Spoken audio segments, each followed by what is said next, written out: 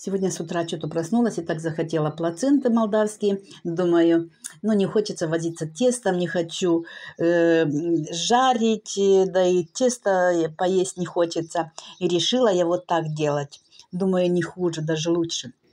И быстрее. Завтрак я себе сделала за 10 минут.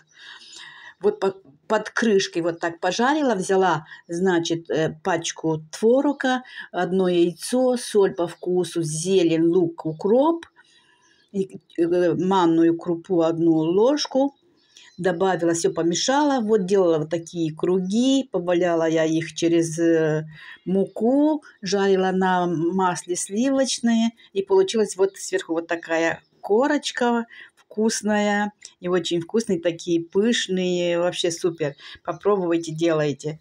Очень-очень вкусные. А поделитесь, пожалуйста, этим видео. Заранее вам говорю спасибо. Ставьте лайки. Пока-пока.